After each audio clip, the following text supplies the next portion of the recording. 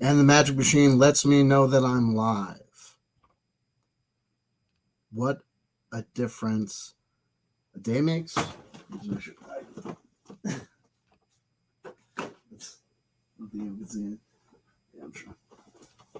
One file out. What a difference a day makes. What a difference a day makes. What a difference a decision makes. Anyone who has seen my channels over the last couple of days will know and understand token study that a sea change has occurred. If I thought that I was under, some sort of 6-month spell of depression that would not break, that wasn't the case. All I needed to do was identify something that I couldn't tolerate, something that I was obviously unacceptable, but that I felt that I couldn't get myself out of and get myself out of it. I have a problem saying no. I have a problem letting people down, feeling like I'm letting people down, and I have a problem with guilt. I have, kind of an inherited complex of feeling like I've taken advantage, I've gotten advantage, I have more advantage than people, and therefore, especially if someone is situated in a way that it seems like they're lesser than me, I have a very hard time kind of saying no. And you have to know and understand that, look, part of, my journey involves, is a journey of self-improvement. And we deal with things like, dealing with programs that, that emphasize self-responsibility and keeping your side of the street clean. And, we have things also like Catholic guilt. And we have things like, when we look at certain, programs of self-improvement and recovery, look, a lot of those programs, are under new analysis, and a lot of those paradigms and protocols are being reevaluated because they can lead to situations where people end up getting abused because they have to keep their side of the street clean. They're supposed to be the bigger person. They are supposed to be at service of service. They are supposed to grin and bear it. They are supposed to help. They are supposed to put others first. They are supposed to be more service to others than service to self. If you go too extreme with anything and don't properly evaluate what things are doing to you, you can end up in the situation that I think I found myself in, which is freaking out. I had to take stock of the situation. A lot of people had to help me take stock of the situation and say, dude, whatever this is, it's not worth it. If you're feeling like you need to go through this like psychodrama journey in order to get to what? In order to do what? What is it that you're doing? This interview. Do you want to do this interview? No. Okay. You're doing this interview to help somebody else. Okay. Do you want to do this interview because you think it's going to be some sort of benefit to you? Yeah, but like we said, it's this benefit of carrying and on this legacy that I've made a decision kind of to leave behind, this SSP debunker thing, which is fucking over. Guys, gals, people who want to pursue this SSP debunker thing, go for it. Knock yourselves out. If you think that there's a rich vein of history here, a rich vein of YouTube success, I leave you to it. I pretty much think it was a done deal when I did it. You know what I mean? And that's why I left. So, I got kind of triggered back into Trigger Town. But it's like, if you have a relapse, the solution is not, I'm going to be the biggest relapse there is, and I'm going to, really show these guys how to drink and party.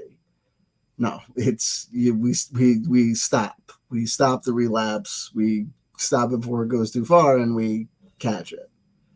So we caught it, and we said, this interview that you don't want to do, that's dragging up feelings that you don't want to experience and refeel, that's bringing you back and is going to potentially tie you back into it, right? Because if I commit to making a project or a film, and if the film exists or becomes or happens and then exists, and then that further exists in time and ties me to this whole BS of this Corey Good bullshit for further and whatever, then that's further entrenches me in this thing. And part of the whole thing with this thing is that I'm going to be completely honest with you.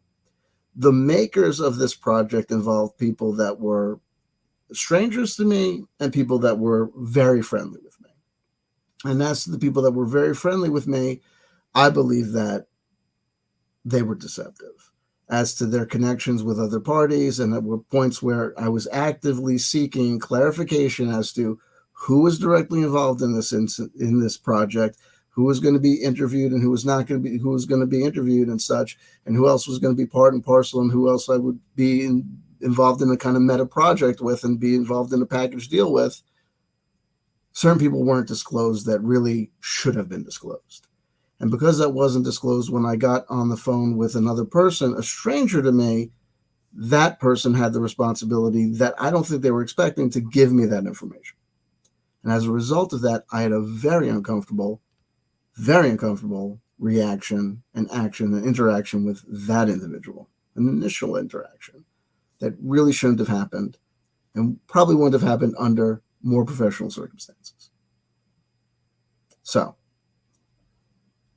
at the end of the day, I no longer could trust certain individuals any longer. It kept on coming up that, this was a problem. And so it was no longer a feeling of, I feel guilty about saying no, or it just became, this is now we've been, there's deception kind of, I can no longer feel like this was just a sin of omission. This seems like really like I can't. And if I'm wrong, and if this person was just oblivious to they don't think it was a deception, well then we can't interact because I'm too sensitive and they're too unaware of those issues. It's just we don't work well together, so it's best if we don't interact. So if people are friends, real world friends, if people are neighbors, if people are family, if people are coworkers, there's certain obligations, there's certain things that we have to do because we have to interact, right? Soldiers during wartime in the same company have to interact. They have to rely upon each other. But people who just know each other on the internet, because we do not have to interact, if the interaction becomes strained, uncomfortable, difficult, there's no reason to make it happen. We go our separate ways before things get really bad. So before things got really bad, I and my home team, for want of a better terminology, said, this is really not worth it. And a professional email went out to say, I am removing myself and withdrawing any offer for participation in this project. Thank you. No, thank you. And yada, yada, yada, sis, boom, ba. And I received a very nice professional email from one professional party involved in it saying, confirming receipt of that email and acknowledging it and saying, that I wouldn't be mentioned or, in the project in any way, shape, or form, which was to my satisfaction and, desire. So it seems as though we're moving forward. And as you can tell, I think the change in my demeanor and attitude is dramatic. I think we've discovered what was bothering C.W. Chanter, what was bothering Benjamin. And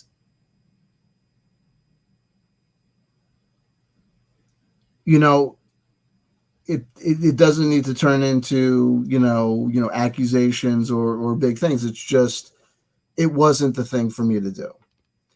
And as I get older and as I move through time, look, I'm 47 years old, but, as our life expectancies, increase, our abilities to grow increase, and I hope I grow and increase over time. Hopefully, the life lessons that I learned, and I learned different life lessons over time. It's not present now, but at one point in my life, I did as a technique I had on my phone, and this was something that was an instruction. I took a class, and it was one of the things, the methodologies that was taught to me to deal with this problem of saying no, agreeing to things, overextending yourself.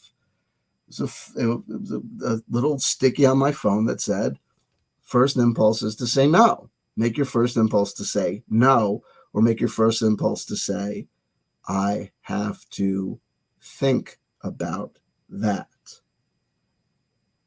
Because, and if, I deal with this, I deal with taking classes on sales and taking classes on marketing. If you take classes on sales and marketing, the salespeople and the marketing people are being trained to do what? To get you to yes. Now, I understand you want to think about it, but I don't want you to think about it. I want you to commit, and I want you to commit now. So in negotiations, it's a very lovely thing where I get to deal with, it was great. It's fantastic. I loved it back in the day because it would be like, three coked out losers in a three-way tie for last. Who could say yes, who could say no, and who could say, I told you I'm going to think about it. No, come on, man. Come on, man. Come on now. He said he wants to think about it. He says he wants to think about it. I want to think about it. I said I want to think about it. What do you want to think about? What do you want to think about? Let's have a tentative yes. And maybe if you need to think about no, we come back to no. Can you come back to no? Can you come back to no? Can we have a tentative coming back to no? I'll think about coming back to no and a tentative yes tomorrow. What's the problem with tomorrow? Why do you have to have me say yes today? Other than if the thing is so good, why can't I think about it? He can think about it. Can't he think about it? Why can't he? Listen, do you need to get him involved? Listen, say yes now. Say yes now. I'm your buddy. I'm your friend. Listen, the commission, the thing, and the deal I can give you today is if you were my real friend, you could keep the deal open tomorrow. If you could keep the deal open tomorrow, what about the deal you offered me yesterday? Don't get you involved. Blah, blah, blah. It's the stupidest thing in the world.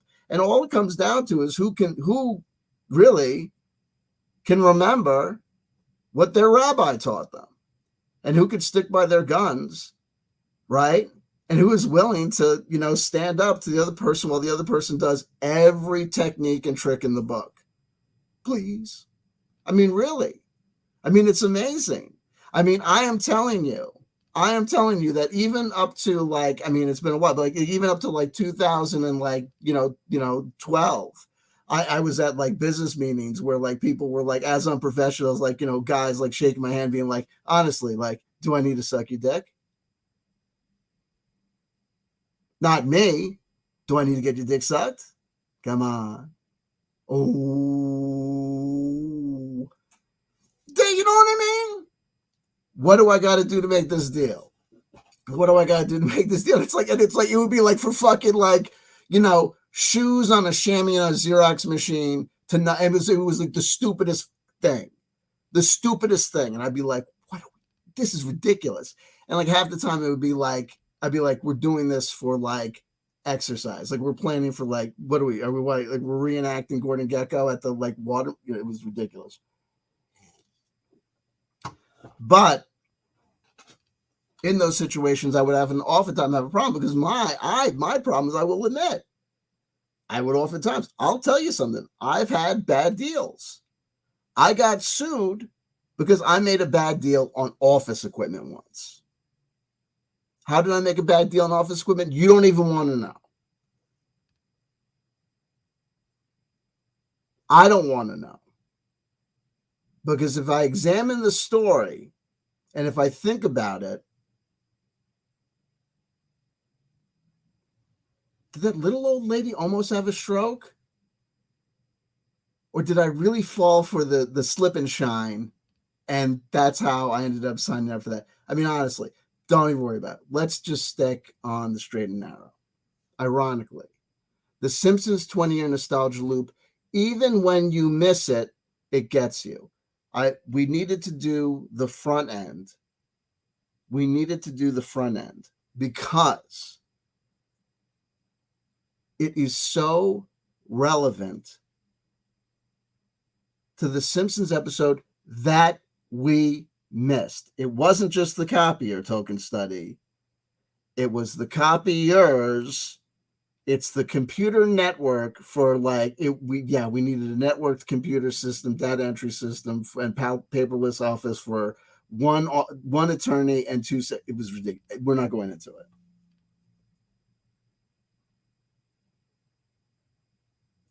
We have been doing the 20-year nostalgia loop studies with The Simpsons, watching episodes of The Simpsons on the 20-year nostalgia loop. I got PO'd, pissed off, last time at the kind of lack of response and feedback from the audience. Rooster Roboto, I noticed the sign change. I see you, baby. And I'll get to saying hi too. We'll get to everything.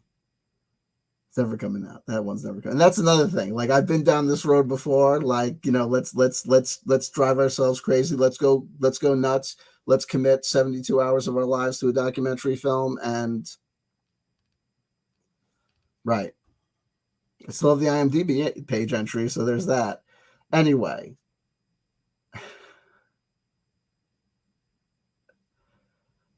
Anima Tunes, how you doing, baby? And I said dramatically,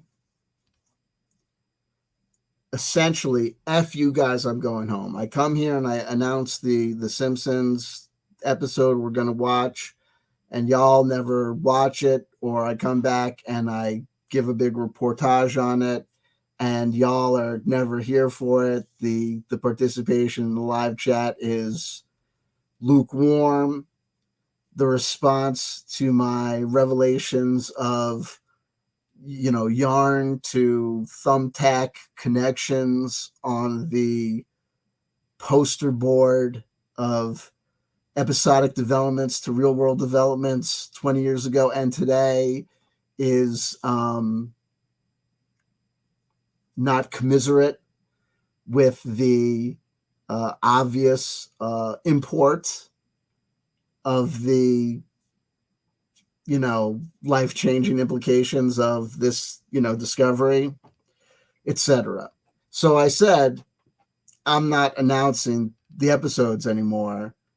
I'm leaving it to your own calculations. And if you watch them on the 20-year nostalgia loop and then come back and we can do them together, then great. And if not, you know, basically you've known to blame it yourselves. You let me down. Y'all suck. Like, you know, that was the tirade.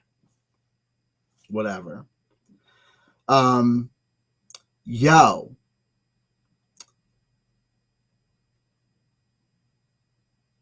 So we missed yesterday's episode.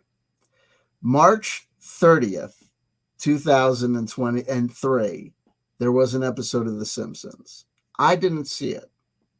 We'll make up for it today. Jilly Beans, I did let you know about the Power Rangers 30th anniversary, but my darling, have you been watching The Simpsons?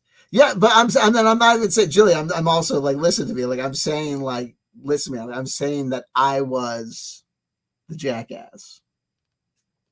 So check this out. For those who are totally in the know, the one paragraph description of the episode on Wikipedia will suffice. When I read it to my ex-wife, she nearly shit the bed. I'll read it to you. For those that are with me live, who know, and it makes an impact, it'll make an impact. For those who don't, it'll just be what it is. And then it'll be what it is. But remember, this is the episode that aired yesterday when I would have sent out an email saying, listen, you fuckers, I'm not participating at all. I'm not picking up anyone from an airport. I'm not doing any of this shit for free. I'm out 100%. Do whatever the fuck you want. Interview whoever the fuck you want. but you know what I mean? I'm not, y'all do whatever the fuck you want with your lives. I have no interest in this shit anymore. Right? And I didn't say it in the email, but part of that is because whatever. Check this shit out, yo.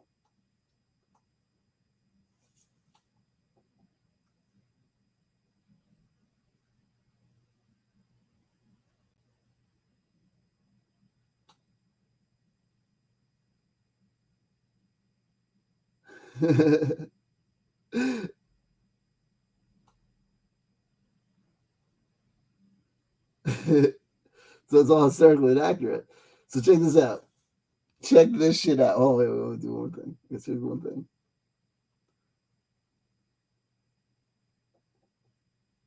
What if that's Ivan Teller? Oh, check this shit out. This is crazy. Yo. So this is the brief synopsis that appears on the initial Wikipedia page, and then we'll click through to the actual Wikipedia entry for the episode. Check this shit out. The episode is Excuse Me While I Miss the Sky. Remember, this is the first episode that we missed.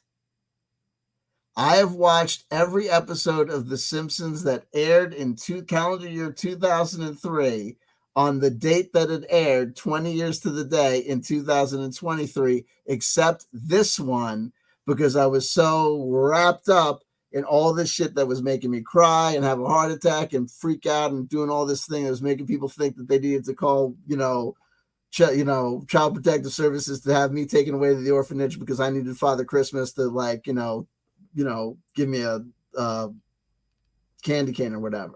Check this out. Made out of lithium or whatever. Check this out. Episode 307. This is, I think, 16. Episode 16 of the season. Excuse Me While I Miss the Sky. March 30th, 2003, right? That's 3/3/2003. A snobby British filmmaker named Declan Desmond begins making a documentary about student life at Springfield Elementary School. When introduced to Lisa, he tells her that she has too many goals and suggests that she pick one career. Lisa focuses on astronomy, but cannot watch the stars because of light pollution. She convinces Mayor Quimby to decrease the light's intensity during the night, which only results in an increase in the crime rate. Quimby bows to public pressure and switches the lights back on permanently. Lisa overloads the generators at the power plant, causing a power outage, and is able to watch a meteor shower undisturbed by light. For those people who know what has been going on and knows the background story, more of that may pop. And for those who don't know, I think there's enough to know. We've been talking about making a documentary and obviously reactions to that. Without trying to upset anybody else or, start any shenanigans. Yeah. You know what I mean? It's pretty crazy. It's pretty crazy. So if we go through, that is just the opening paragraph. Now remember, I didn't actually watch the episode. We'll have to watch the episode to see if there's other things that pop. Let's go to move on to the full Wikipedia article for the actual episode. Excuse Me While I Miss the Sky is the 16th episode. Now we have this habit, we play with the numbers. So 16, we take the 6 and the 1, we add that together, we get a 7 For those who have been following along and know the ins and outs of the whole story, that 7 may pop as well. Episode of the 14th season, that's 5. We have a number of humans. 5s always represent people. The foibles, the wonders, the wackiness of people, men, women, children, right? Head, 2 arms, 2 legs, air, earth, water, and fire, and spirit. It's just all there. That's why the pentagrams, inverted or upright, are always, symbolic of people and the energies moving together with people and the united energies in people. And we're just playing with the numbers. 3-3, March 30th, 2003, that'd be 3-3. That's a 6, 7, 8, 9, 10, 11. Boom. That's my, a power number for me, right? Let me just do those numbers again, because I always have lack of faith in my numbers. That's March is 3. The 30th, that's another 3. That's 6, 7, 8, 9, 10, 11. Bam. There you go. There we go. Our sacred 11 plot. Declan Desmond, who was played by Eric Idle from Monty Python, an opinionated British documentary film producer, films a documentary at Springfield Elementary School on the students' lives. He interviews Bart as he gets hit by a ball of dirt thrown by Nelson and breaks down in tears. Now, hold on. Bart Simpson is hurt by Nelson and Bart breaks down in tears. Hello, Bart, the symbol of rebelliousness. I don't get hurt. I don't cry. I'm the mofo that makes people cry. El Barto. I'm screwing things up. I'm on my skateboard. I fuck things up. I'm a real tough guy. Fuck it. Do this, do that, whatever. El Barto, going nuts. Don't have a cow, man. Then Nelson Muntz, secondary character, right? But ostensibly doing all the bad boy rebellious things that Bart does, hurts Bart with a ball of dirt. That's throwing dirt. That's nothing. But Bart breaks down in tears in front of the camera of the documentary filmmaker from England. Dun, dun, dun! Fuck you! This shit is too real. This is crazy. We say hello to Prag Magic. What up, baby?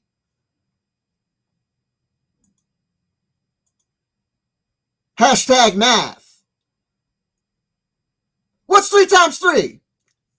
Fuck you. That's what it is. It's 9. Right, yeah, it's 9. Fuck you. Listen. I gotta stop cursing. Yo, I thought this was going to be a short. I need to do shorts on this channel so that I can get qualified to monetize. And then I got to stop cursing. No, I got to stop cursing before I got to stop cursing. Later, Declan belittles Lisa as she talks about the multiplicity of her interests, insinuating that she could neither be happy nor successful juggling too many hobbies or passions. Hurt by his criticism, Lisa resolves to find a single passion to which she can devote herself: astronomy. She convinces Homer to buy her a telescope, but discovers that light pollution from the city is blocking her view of the sky. After a discussion with Professor Frink, Lisa starts a petition to reduce the city's light pollution. After gaining enough signatures, Mayor Quimby agrees to turn off the street lights, leading to a clear view of the stars, at which many people from Springfield marvel, right? Okay, so we have an action. We have a protest and an action that initially results in something that people like. And it's usually it's a petition through science to through authority. So this could also okay, so we maybe we don't know what that is yet. Meanwhile, Bart is looking for a way to regain his popularity after being humiliated. Holy fucking shit. After seeing Nelson parading around with stolen car hood ornaments. Folks, you have no idea how fucking real this is fucking getting. He decides to steal one off of Fat Tony's car. I do not Okay, let me write myself a note.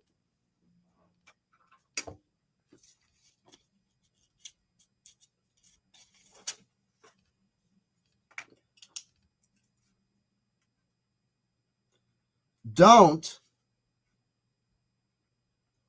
don't what am I, don't do what those guys and gals did.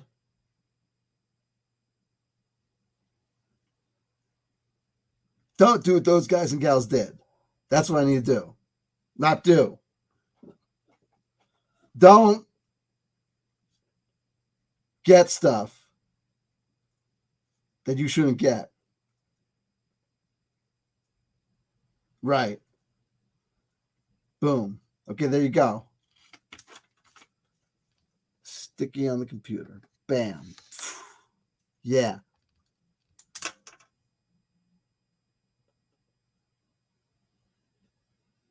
If I watch the Simpsons episodes 1 week in advance, I'll be able to tell the future, and I'll be like fucking like Michael Knight. No, that's the guy from Knight Rider. I'll be like Quantum Leap. No. I'll be like Stargate. No, there's like some like a guy who could see the future. He decides to steal one off Fat Tony's car. Don't do that. Don't mess with the mafia. Milhouse and Bart are foiled on their last attempt. What? Okay, foiled on their first attempt because Quimby is pressured to switch the lights back on due to rising crime. Yo, that could have been the past. That could have been me and Kelly for some reason. I don't know. Yet the light level is set too high, which means that no one can sleep. Yo, so Lisa still wanting to see the light pollution reduced, and Bart still wanting to steal Fat Tony's hood ornament. I just hold on. I feel like it's got an enthusiastic snot bubble. Hold on, watch out. That'll get you. Like a woman knows. Best laid plans of mice and men, right? Hold on, wait.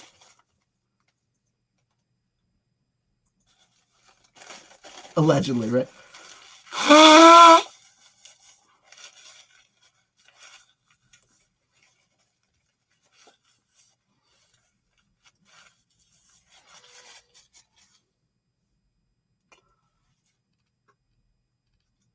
It's not enough to feel like the episode has a million memes or clips for lo-fi hip-hop mixes. You got to make it happen. You know what I mean? Oh, you want you want you want a meme for a clip for a lo-fi hip-hop mix? Check this one out. Hamburger, hot dog, fruit roll-up. Yeah, just it's basically that. Okay, check this out.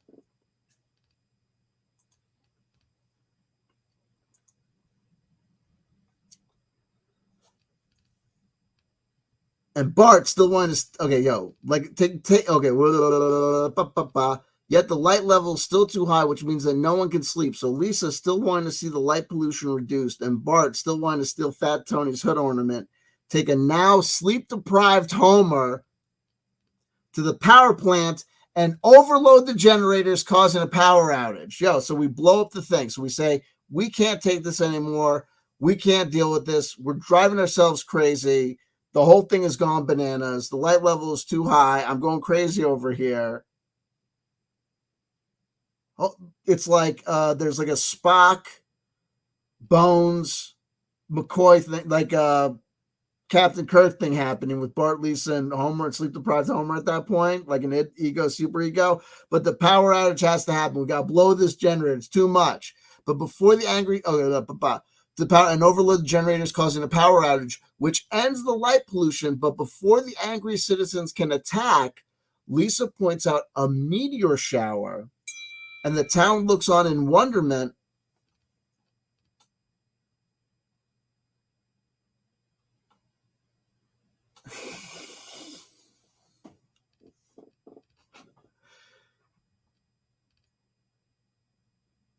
Desmond Declan is from England.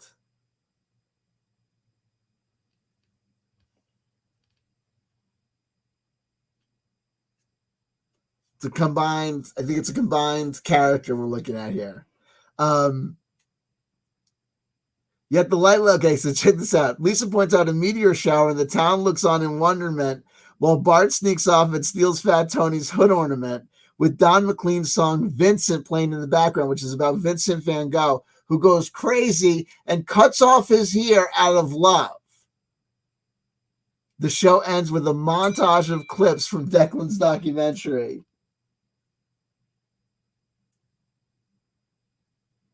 Oh shit! I forgot. I got confused. I thought someone was talking about metaphorically. In the movie, in the show, Desmond Declan's previous documentary was exposing Krusty Burger, and it was called "Do You Want Lies with That?" Thank you. The show ends with a montage of clips from Declan's documentary. Production. And it gets even better, folks. It gets even better. By this time in the show's history, there had been an ever-present fear that as the show ages, it risks jumping the shark. The Simpsons writers satirized the term's namesake, an episode of Happy Days in which Fonzie jumps over a shark on water skis in the episode, which has a couch gag where the Simpsons family jump over a tank full of sharks in a similar fashion. The gag had previously been used in the episode How I Spent My Strummer Vacation. Do you know what that means? How I Spent My Strummer Vacation is from this very season. They used the jumping the shark meme in 2 couch gags in 2003. Our 20-year loop brings us back to The Simpsons, the show that predicts everything, but it brings us back to the year where they already had to acknowledge twice that it had all gone crazy. Executive producer Al Jean said, "We figured that if we said it first, then they couldn't say it." The writers included a line where Carl Carlson mentions his Icelandic heritage, as well as the fact that Homer, Moe, and Lenny show absolutely no interest in what he's saying. This would later become both the basis and an explicit reference point in the episode The Saga of Carl, where Carl rips up off the winnings from a lottery ticket he jointly purchased with the gang before returning to Iceland and telling them when they track him down that he did steal the money and isn't sorry because they're not friends, as friends care that their friends are from Iceland. That's stupid. That's just stupid. Critical reception. He doesn't have an Icelandic accent. It's stupid. The Simpsons are stupid at this point. Critical reception. Director Stephen Dean Moore won an Annie Award. In case you're curious, there's like basically there might as well no be such thing in the category of best directing in an animated television production for this episode. An Annie Award is a stupid thing. The episode was also nominated for an Environmental Media Award for best television episode of comic. Jesus Christ. Those like award shows that are invented so that like jerks who like The Simpsons can meet like directors and people from The Simpsons. English musician Jake Bugg credits hearing Don McLean's Vincent in this episode as his formative musical moment. And that is from an article from the 10th of September 2013,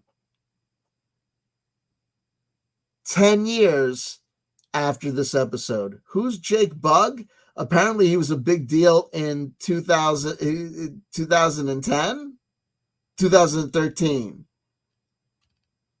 Although only 19 and a half, Bugg packs the very punch of a Bob Dylan. Oh, yeah, he does. Check this guy out. You remember Jake Bugg. He's the next Don McLean. You'll remember Jake Bugg when I show him. You'll remember this guy. We all remember Jake Bugg.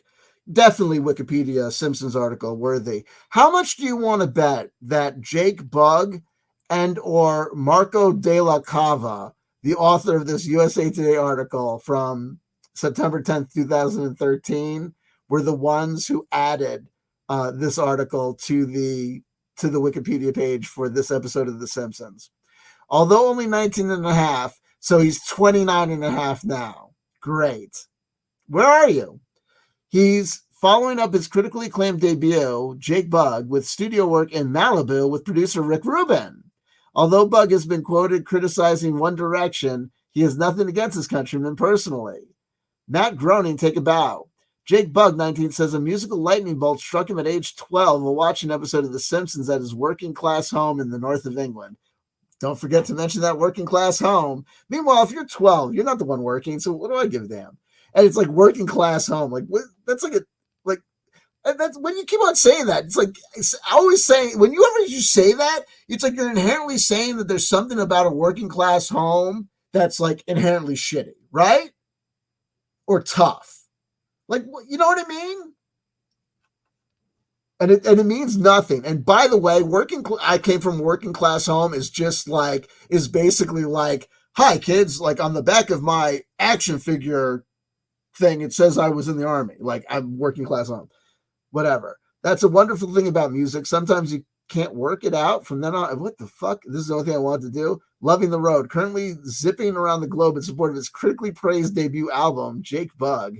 The singing guitarist, there's a new angle on it, says that while hitting the road can be knackering, how on earth can you complain? You get to see the world. He is stunned that his first collection of songs about growing up in this totally specific part of England, you know, hanging out with my mates and things like that, has connected with so many people around the world that amazes me. I've never connected with me. Don't call him Bobby Jr.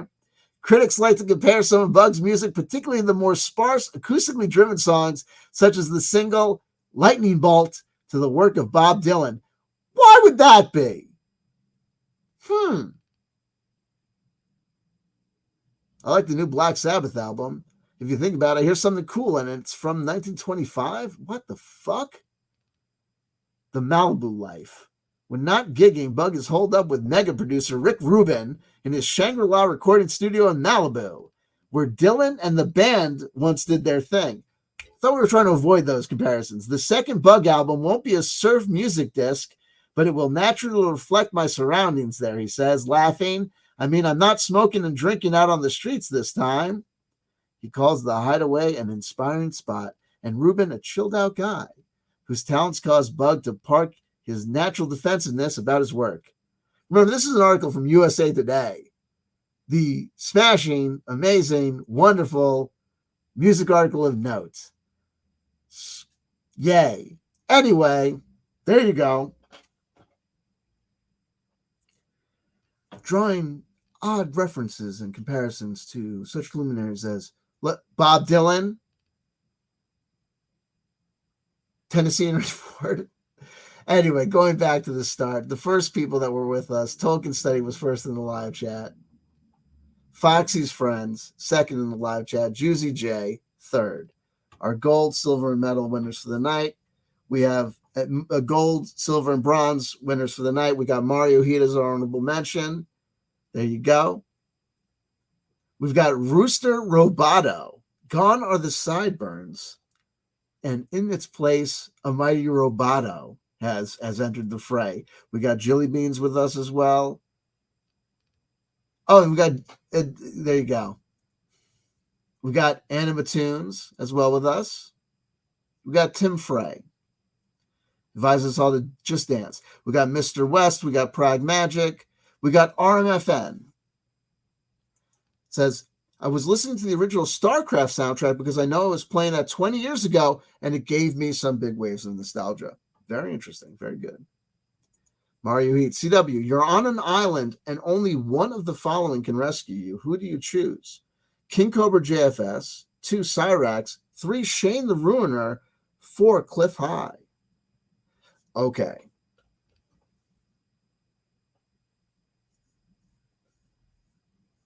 So it's like, well, the person is rescuing me, right? So they're rescuing me. So it's like, I have to. So I love you, Mario Heat. So I'm going to work with the question. I'm going to build it up. I'm going to work with it and build it up. So we're going to assume that for it to be kind of a choice, we have to assume that there's something in the quality of them. It's not that King Cobra, JFS, Cyrax, Shane the Ruler, Cliff High are going to rescue me like with the U.S. Army or with like the National Guard or with air sea traffic control. Like it's going to be them that can rescue. So there's going to be something qualitatively about the rescue that's like they are rescuing me.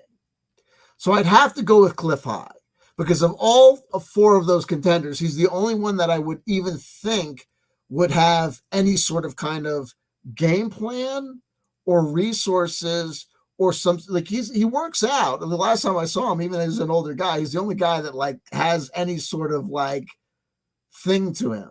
Shane the Ruiner is an absolute, I'm going to be completely honest. Shane the Ruiner is just an absolute waste of time. I mean, he's ineffective. If he were to show up and rescue me, I'd be like, are you here to rescue me? And he might very well give me, I don't know. Do you think I'm here to rescue you? Is that what you think this is about?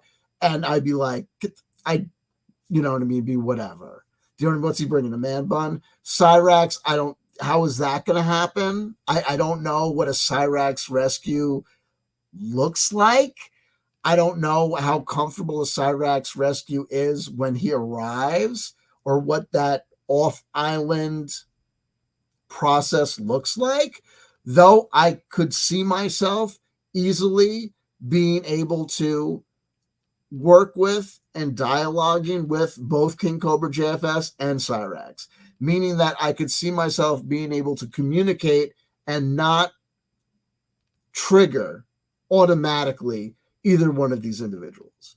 If I'm on a desert island and I'm about to be rescued and I see that it's Cyrax, even though I know the history of Cyrax and even though I know that it's a complicated history and you really shouldn't talk to young women underage on the internet and what would you do to Blind Billy and all that shit, I'm not going to start that shit or throw in his face that like Music Biz Marty kicked his ass. I'm not going to, if you're rescuing me, I have the ability to self-edit until we get to shore, right?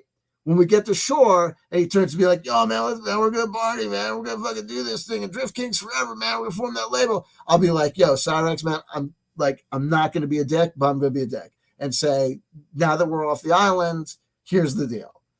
I can't hang with you because of the talking to the underage girls. It's not because of anything. It's not because I like Music Biz Marty. I think he's a dick too, but it's because of the talking to the underage girls. I can't be down with that. And you really got to be leaving Sally alone. It's not right. You really got to find a place for your own or group home or whatever, or work your shit out.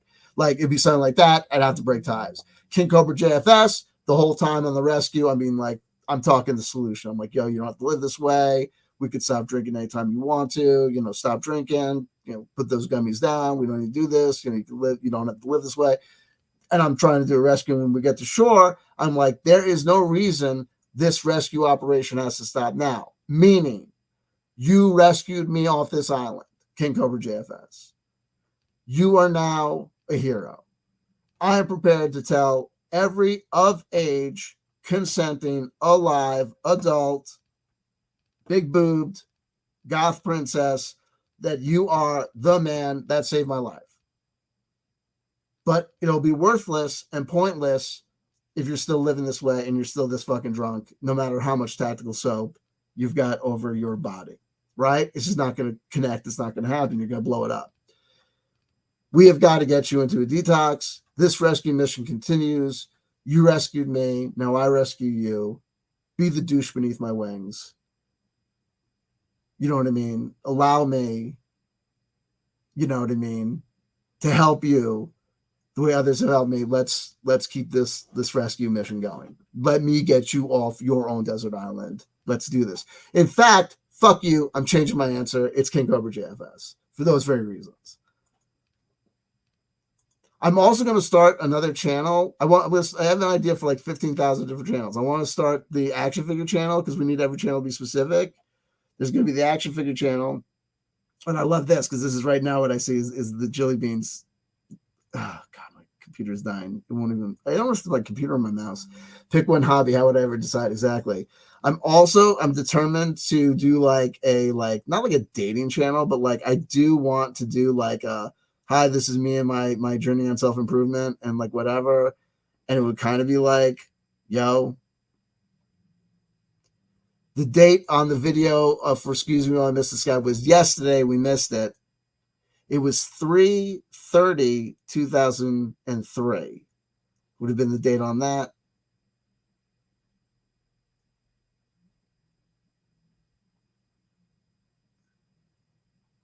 Chili Beans, I remember this episode. A lot of people do.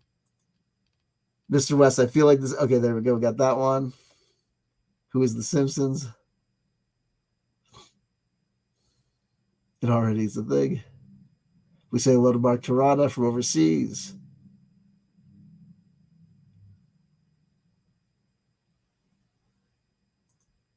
Here we go. Look at this one. Tolkien study. I'm studying Iceland sagas. Here's Prag Magic. More like ice and lasagnas. Am I right? Holy shit. I'm gonna ban you. I have to ban you on that one. Bob Dylan. This is my imitation of every, like, who is that guy? Like, I'm trying to remember, like, who was like that Vinny Cucurulo, like, music critic from like VH1. He's like one of those VH1 music critics. Oh, dude, making a comeback here, right? Well, he's on the 20 nostalgia loop. Like, where's our Jake Bug? Like, we should make Jake Bug the official. Like, we're gonna make this happen. There you go, John Lennon.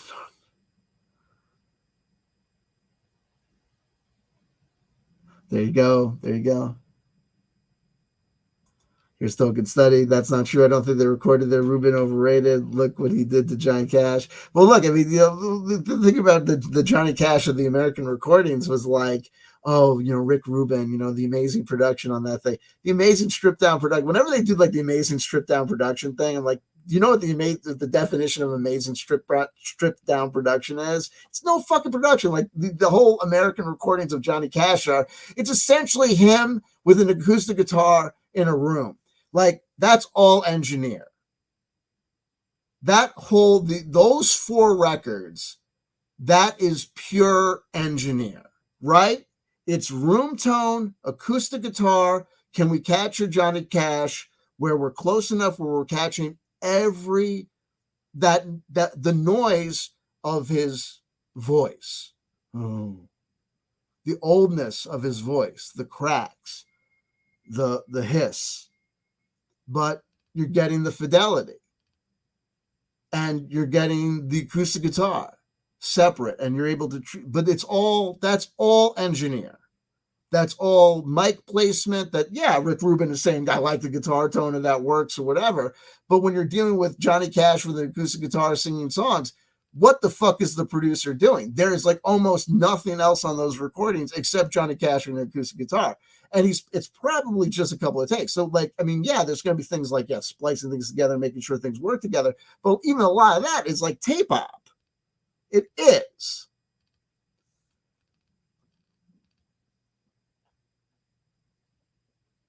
There you go. Here's a big caveat. Big caveat. If Cliff High rescues you, you have only to use only crypto for the rest of your life. Hey, listen, he rescues me. He's probably going to rescue me and ask me for some money. Remember, folks, I'm dead. I was dead on crypto. So all these people that were like, you know what I mean? Like, remember, the last thing we heard about from Cliff High was someone who wasn't Cliff High. It was Cliff High on Twitter saying to me, hey, man, when are you going to put that Cliff High interview back up? And I was like, one of these days, eventually. I mean, I got to get around to it.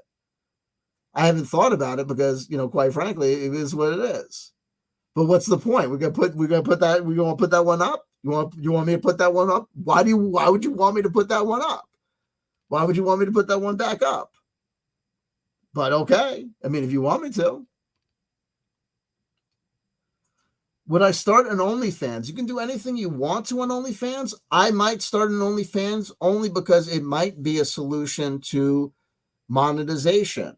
The fact of the matter is this, is that as I move forward through time, what I haven't done successfully over the last 4 months, 3 months, initial 3 months of this year, I've done better, this year than I did in 2022. 2022 was a great year for me. I think in, shoring up. 2022 and 2021 were years of shoring up my family situation and my home situation. But now it's time for me to externalize and get working on the next stage of my professional development and whatever we're doing here. So the issues are monetization, and the issues are how to make this thing, work.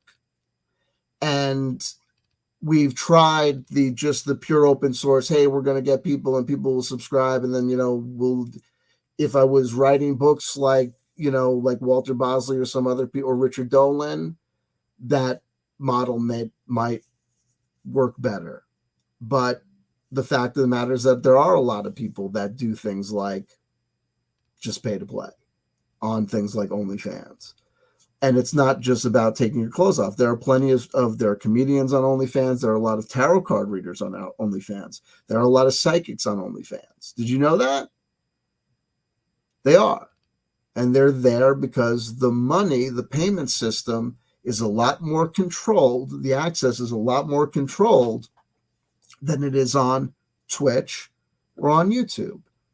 With YouTube's membership program is not as robust or well-defined or well-run or old as Twitch's, and Twitch's pays very, very little compared to things like OnlyFans, where you can do a lot more with things. And a lot of people are very dissatisfied with Patreon, because Patreon requires you to do a lot of stuff off-site, and then going back and forth can be difficult. Whereas if you do a thing like OnlyFans, you're staying on one side and people are there in that environment. And also because there's not the censorship issues, like the things that I worry about with saying like, oh, I can't curse, or I have to stop cursing. A lot of the cursing or things that I might do, like Working Blue, is a lot of what people like.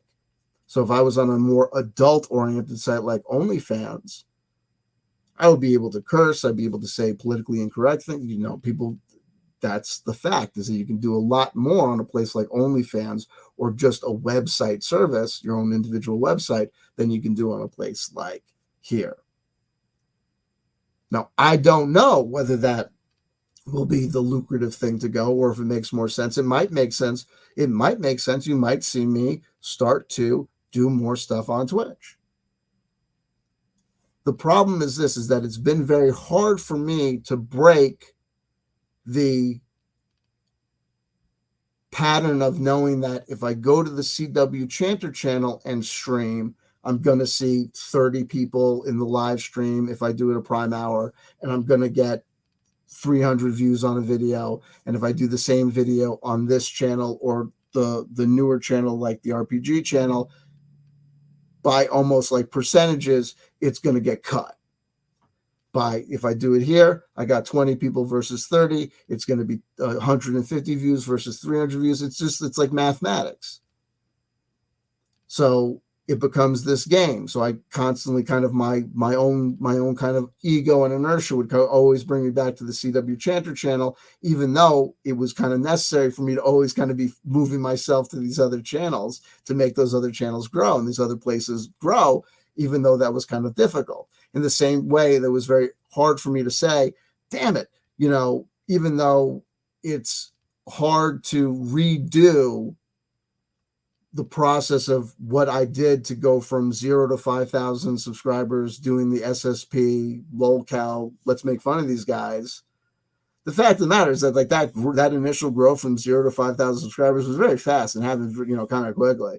You know what I mean? Like, I just need to kind of do it again. I really just need to create another channel and concentrate on a guy like King Cobra JFS, or concentrate on a guy like DSP, or concentrate on a guy like Boogie 2918, whatever, concentrate on one of the, or even like Kim Kardashian's ass or whatever. Like, just if I did that, whatever growth I saw with Corey Good would probably be, or with David Wilcock would probably be, they're different things. Like, there's more people covering those people, so there's more competition. There's all sorts of different things you have to figure out.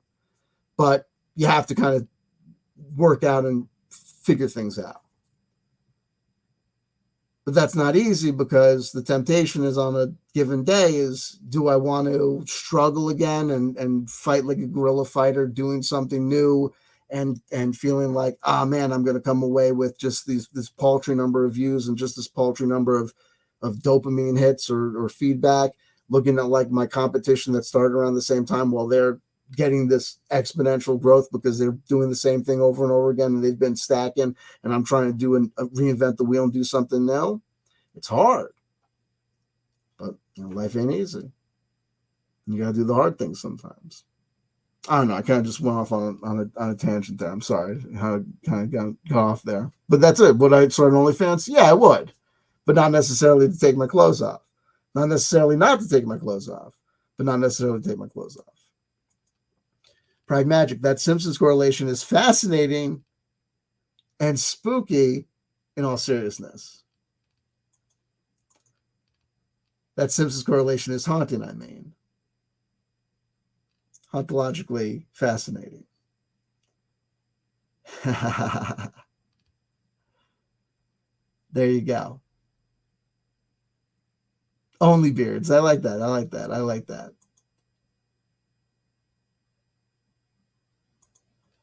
Jelly beans. I did not know that there are a ton of tarot readers on TikTok too. On TikTok too. Absolutely. They're all over the place. Absolutely. Mark Tarana. Dolan hasn't released a book in a long time. Well, what would he release a book on? Folks, the Phoenix Lights were the Phoenix Lights, and there wasn't much to them. The Tic Tac UFO was a nothing burger. That Uma Wuma, we don't know what it is, and that Avi Loeb guy who was initially on USA Today, and he was on all those, major news programs talking about the Uma Wuma thing is going to be, it's going to be this, it's proof of an extraterrestrial civilization, all that stuff.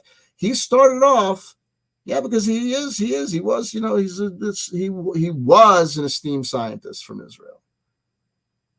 You know where he appears now? On The Realities with Alan Steinfeld. And you know where he's going to be appearing?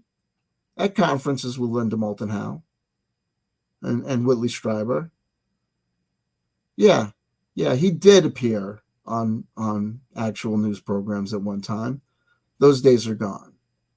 Avi Loeb is now, and other people do. Eric Weinstein was getting involved with, remember Eric Weinstein and Sam Harris around the Tic Tac UFO thing, was starting to get involved in it. He's pulled away. And he's made definitive statements. The last interviews he was doing on Joe Rogan, where I might cover the Eric Weinstein things on Joe Rogan, last appearance on Joe Rogan, because the things he talked about when it came to ufology were absolutely telling. And he said it definitively. There is no one who understands physics that's talking about this stuff. Hal Puthoff is who has a PhD in electrical engineering, is the most scientifically minded person who's looking at this. And Eric Weinstein basically came away with the conclusion that if no one is looking at this with a scientist that is a physicist or who knows about like Planck equations and all this stuff, then there's probably nothing here. Or they're hiding, or there's something seriously amiss. But folks, Stephen Hawking did not dedicate himself to the search for extraterrestrial life. Neither did Carl Sagan. Neither did Albert Einstein. No one of particular historical note today is clamoring for more research or more talk about the Tic Tac UFO. No one. And if it was what it was purported to be, there would be. If the Tic Tac UFO was as dramatic and amazing as it would, plenty of pilots, jet pilots, people with military experience, saw those clips, saw those videos. They're not reacting or acting like, holy crap, we saw a UFO that defied the laws of physics. And you know why. The Tic Tac UFO footage is incredibly, incredibly unimpressive. For an amazing phenomena, this is an amazing phenomena like the amazing phenomena of vampires, goblins, dragons, magicians that can throw fireballs, superpowered mutants that can fire laser beams out of their eyes or read your mind or turn to metal, you know what I mean, with the power of their mind and shit. Aliens and UFOs and flying discs and all that stuff is seen in the movies and in TV. It's not seen around us. And despite the fact that everyone that is into UFOs keeps on saying we're seeing more and more and we're seeing more and more and there's more and more evidence, there's not more and more evidence in our lives that there is actually interaction. There's still the same Stephen Greers and Stephen Bassett's, but there are no new players. There's Lou Elizondo. Really? If this was happening, it would be the most important thing happening on planet Earth. And if it was the most important thing happening on planet Earth, the most important people on planet Earth would be involved in it. And they're not. The exact same type of people are involved in it as are involved in fringe religion. Weirdos, super freaks, amazing, amazing people that are awesome to hang out with. And I would rather hang out with than I would hang out with, you know, the PTA or like, you know, hi, I'm Bill Bob Berkowitz and I've got it all together and I'm interested in, you know, regular things and, oh man, and UFOs, I don't know. I like things that are real. And if I don't want to hang out with a guy who thinks that things are real, I like to hang out with the weirdos that contact the desert. They're great people. Hey, come on. Dream, live, believe. But we've been at this for an awful damn long time, people. And we cannot deny that these people are channeling aliens. And yet, there's a direct correlation between the knowledge of the channeler and the knowledge of the alien entity being channeled 100% of the time. And there's a direct correlation between the languages being spoken. There's a direct correlation between the general intellectual capability. Ivan Teller has yet to channel someone who sounds really, really smart, who doesn't talk like, oh, but that's just not how it works. Well, it's convenient that it always works in a way that explains how it works. It's like Christian apologetics. Yeah, well, if you need to accept Jesus Christ as your Lord and personal Savior in order to go to heaven, then what about the people like on islands who like never hear about Jesus? Oh, well, that's like, you can explain that. And there's a Bible verse that they say explains that. Hold on. How do people don't know about Jesus get into heaven? There's like a standard, there's a standard.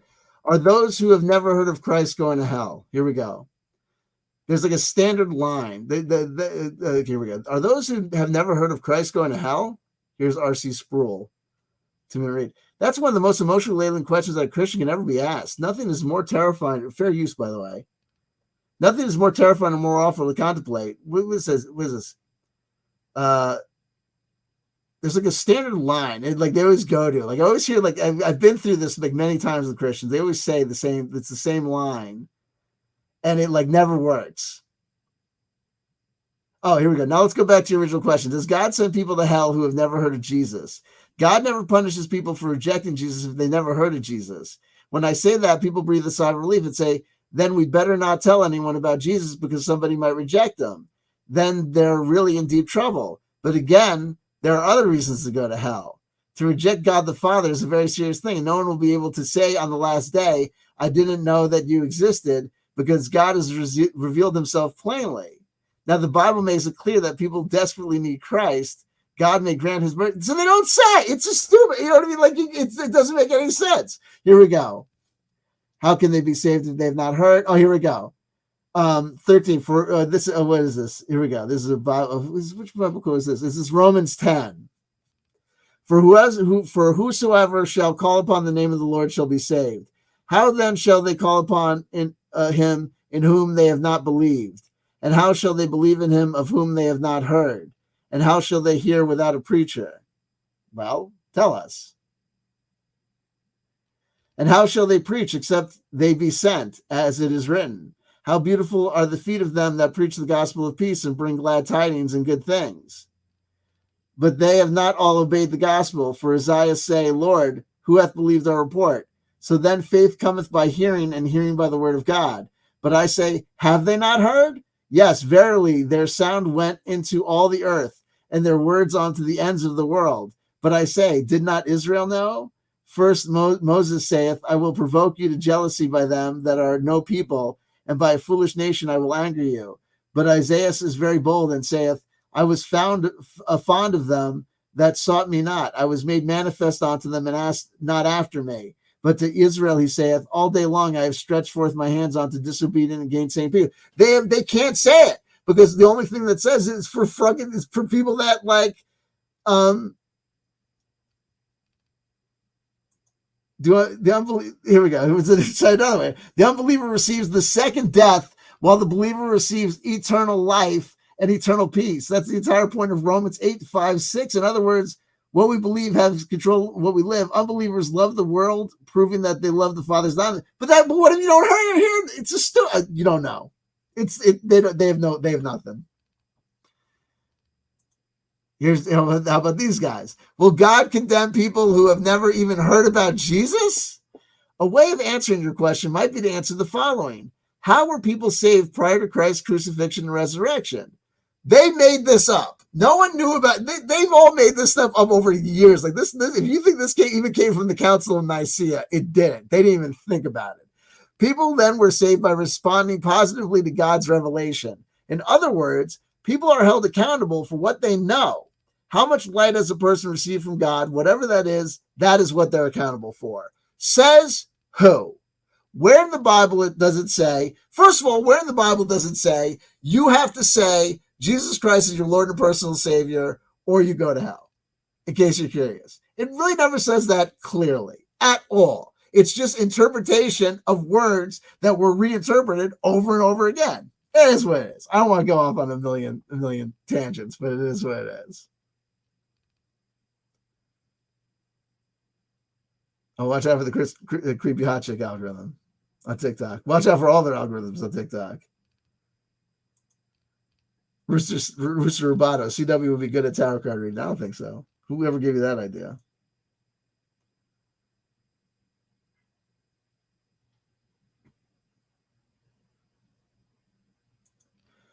Brad Magic. I'm going to stop commenting because CW misses I am answering someone else. Oh, and the chat jumped on me. I apologize. Ah.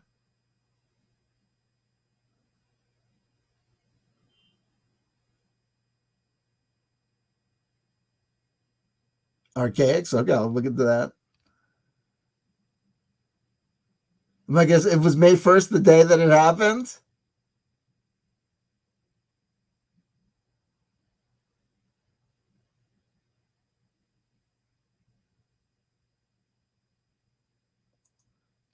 Rugged Source adds, you can easily promote these channels from the CW Chanter channel if you use the YouTube Direct Live function. I thank you for bringing that to my attention, Rugged Source. YouTube Direct Live function. look into. Rugged source. I also want to bring to your attention the following. I reprimanded you and went off on a tangent and said that if you had called a wellness check on me, you would have been out of line. I was instructed by a mental health professional that my evaluation of your evaluation was incorrect. I stated my opinion, and in talking about the situation, I had talked about what I said about, if there was a loaded weapon, or if I had a box cutter, or if I had pills, or if I had a bottle, or if I had this, that, and the other thing, that would have been this, that, and the other thing. Then we would have been talking about a wellness check thing. And this person said to me, well, if those things had been present, this individual's decision or action to call for a wellness check would have been more emergent. But if the person, because the whole contention was, if someone had called a wellness check during one of my first or second videos from not yesterday but the day before, my contention was if someone had called a wellness check on me, they would have been out of line and overreacting. And this mental health professional was saying to me that I was incorrect. And I was like, fuck you. And they were like, no, fuck you. And I was like, well, why? And they were like, it was the going from laughing to crying. They were like, you seem like you were in like that scene in the Animatrix when they're like experimenting with people and you're going from laughing, they're going from laughing to crying.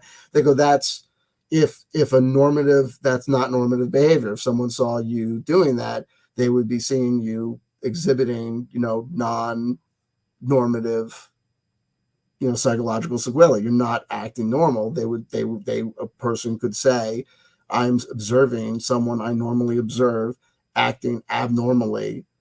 Therefore, I'm just, disturbed. That's what I said. So I'm bringing it to your attention that I said I thought that I was like, this person, if they had done X, Y, and Z, and this person was like, no, actually, probably what you should have done is said to yourself, I'm breaking down here.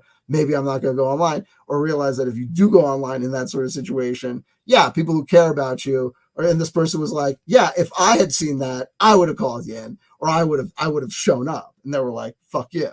And I was like, and if you had a problem with, oh, it was embarrassing if your suite mates or whatever, like they were like, dude, you know what I mean? Like, no one would have known if you would have embarrassed your suite mates by like needing the ambulance to show up. And I was like, well, it wasn't like that. They were like, well, how was your friend supposed to know?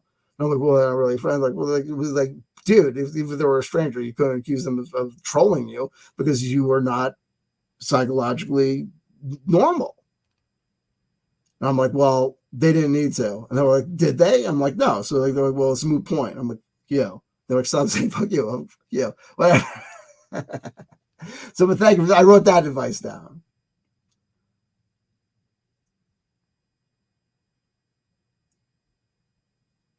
I got to think about chickens.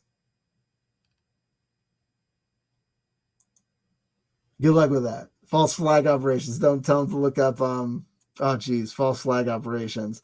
That's false flag operations. That's like, well, false flag operations is code for let's just make this shit up.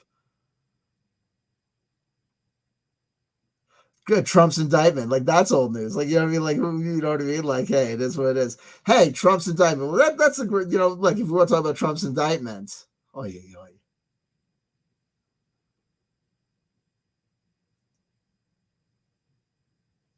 The high mobility sadness of so many people in this community. Because remember, folks, there's still people out there like Kerry Cassidy that are still saying he is still the president. So I don't know what to do for people.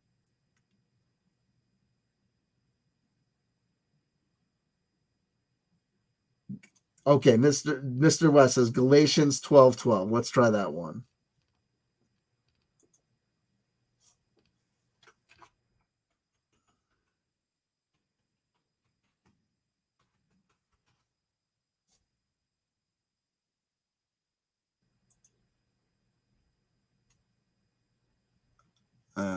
No, we mean that.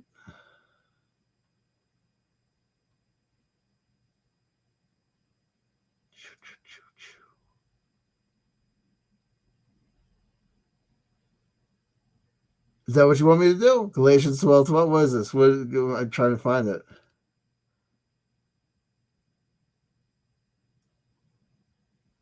Is there a Galatians 12:12? Is that? I don't think you got the right one because I don't know if it goes up that high.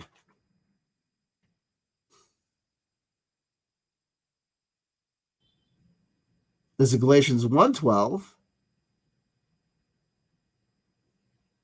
There's a 2:12.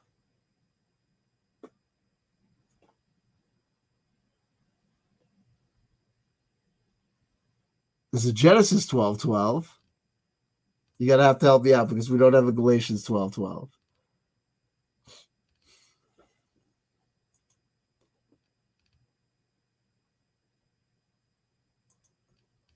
Jesus J says nobody cares. We only want to know the inside poop on Married at First Sight. Hey, Julie Bean says it's Jiggy's mom's birthday today, and she will be live at 8 p.m. Much love to all, but gotta go. No, absolutely. Wait, actually, let me try to do something. Hold on. It should be. Let's try and see if I can do something. Hold on. Move this.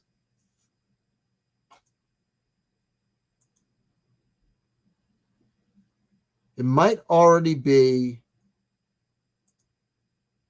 public. It might already be set to public, but if it's not, let me try and see.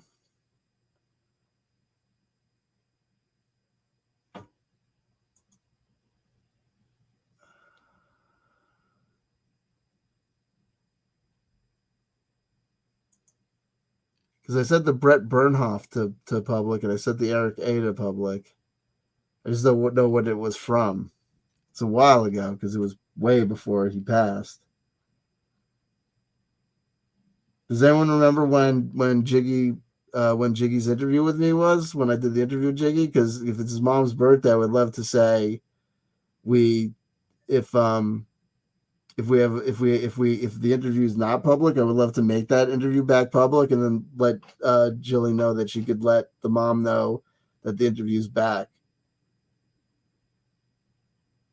Let's see with that. I'm just going. We've Intel Lady. Oh yeah! Look, we got it. We got it. Hold on. I just set Intel Lady to public too. So we got that. Yo. So I'm gonna check this out. Yo. Somebody tell let me do this. How do I do this? I wanna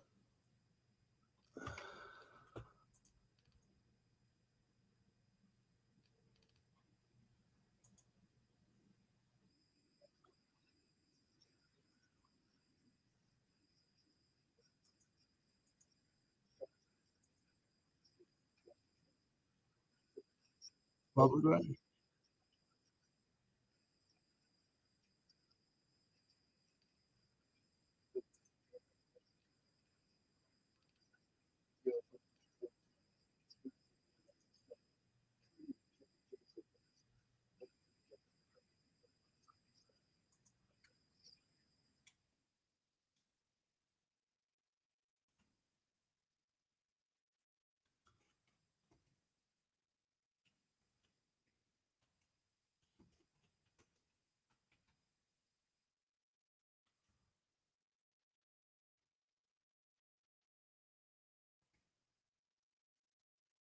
Just reset the public for his mama's B day.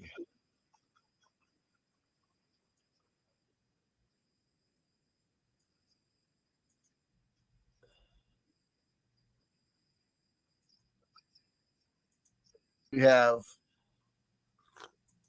an actual esteemed member of the community. I think he's been doing this uh, conspirologist debunking stuff way before I even showed up on the scene. The one, the only Jiggy from Paranormal Hood. We've known each other well. We go back at this point. You know what I mean? You blink twice on in You get YouTube that? So you conspiracy guys see land, this? And so I and just said years this have gone live. by. Yeah. That's the way that it goes. So look, this Yeah, is well, a no listen, Mark rules, no Drive's been holds going barred on for conversation. Me and the Jiggy 20 have year talked nostalgia loop. before. It took 10,000 million years, but I eventually got onto his smoke and chat informal conversation network, and that was a blast. If you look at the description box below, you will see the first two prominent links are for Paranormal Hood Live, where Jiggy normally holds court with his the Robin to his Batman, Smoke King. I tease because I love.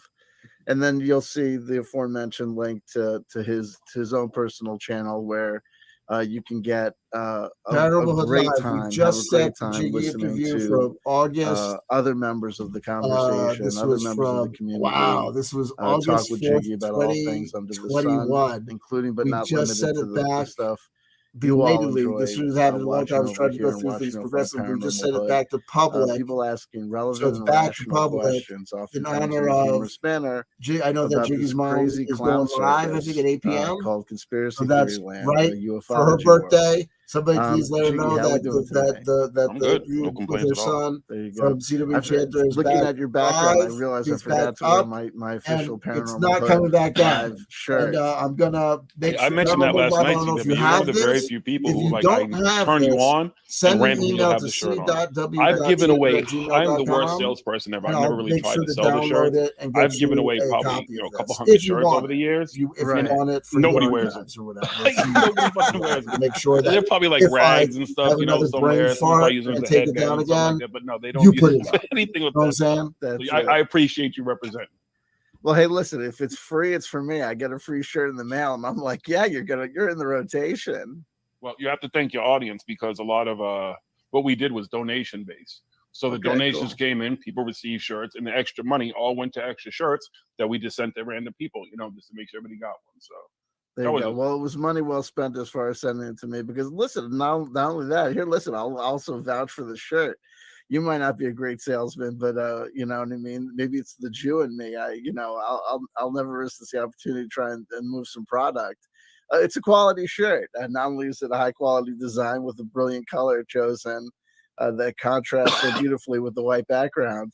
This is not ideal. You'll hear it's now live. I just retweeted the link. Shirts and what have you. I just retweeted the link. So if you're on Twitter, it's not you'll even see from it. China. Okay. I'm also going to. I have it open. This. So what I'm also going to do is I'm going to do a high quality stuff. I'm not going to lie and say it's Egyptian onto my cotton. channel, so you'll see you'll see a repost. Wear it to bed.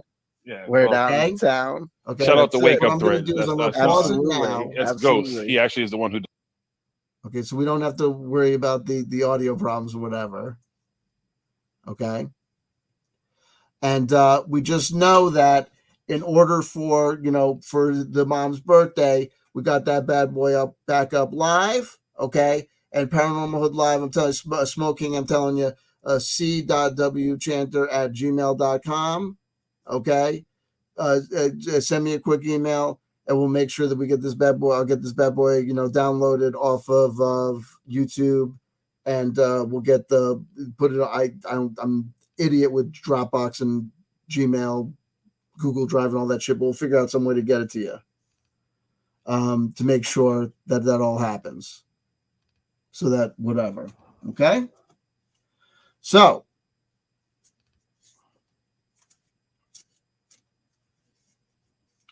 The Cosmic Tarot from 1998.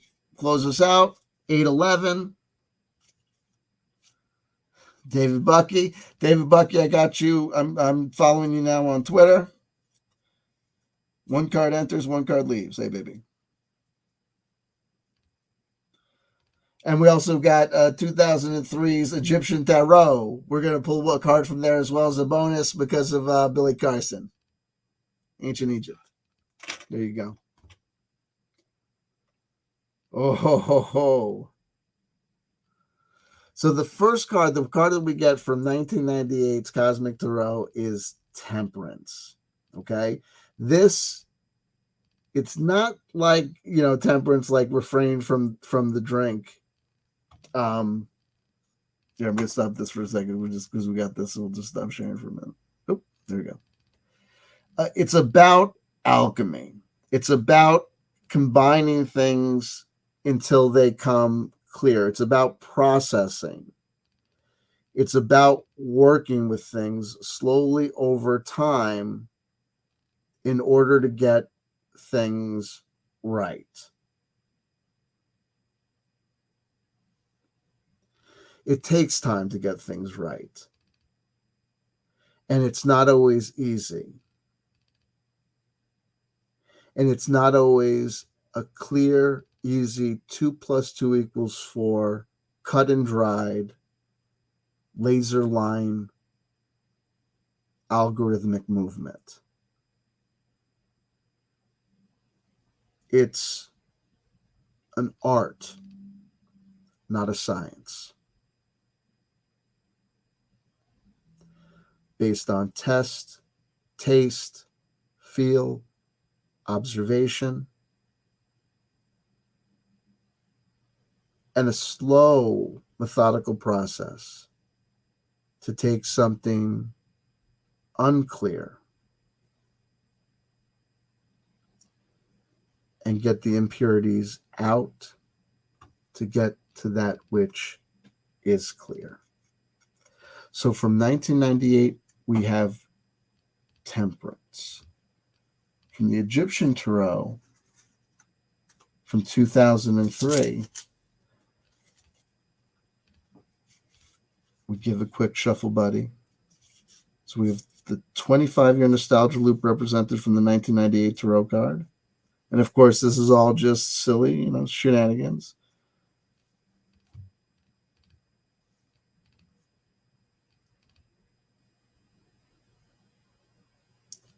The Knight of Pentacles. Heir of Earth. The element of air, of earth, but personified by the driving intellectual aspect of it. So we're in the material plane, and the court cards often deal with people.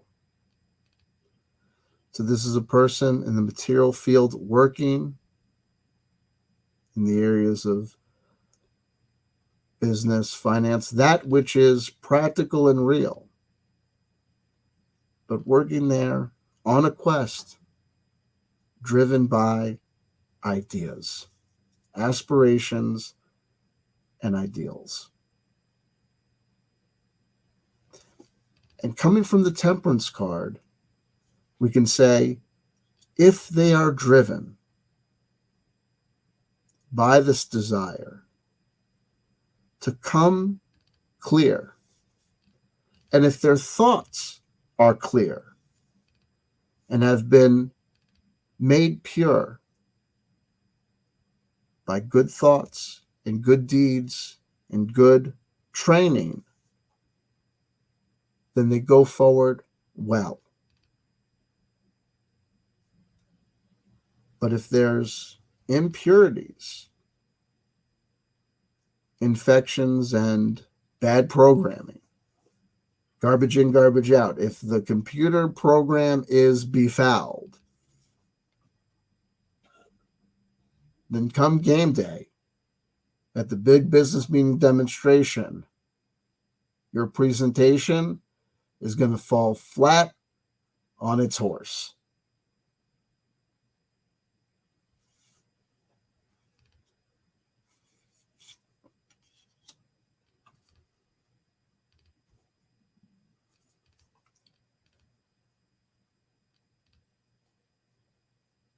The male figure drives forward from the female figure. But this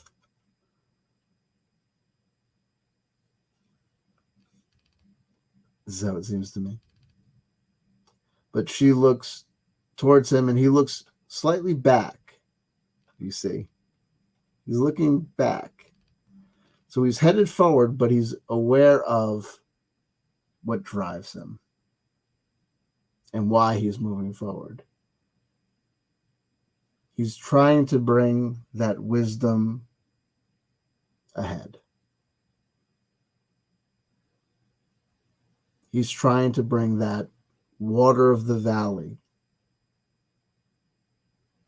that culture, that lifestyle, that movement forward.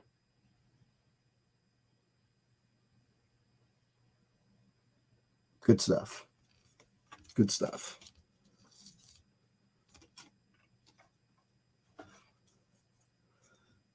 We're spanning time. I love you, I love you, I love you. If nobody told you they loved you today, somebody just did. That somebody is CW Chanter, was CW Chanter, may one day again be CW Chanter.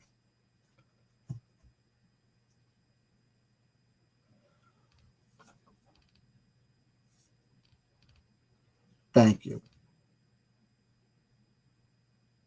And thank God for me. I stole that line. Kidding. Don't do what those guys and gals did. Don't get stuff that you shouldn't get.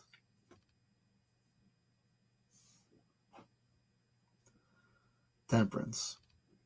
Have a great weekend, guys. So it says Mark Torana. So I agree. Love you.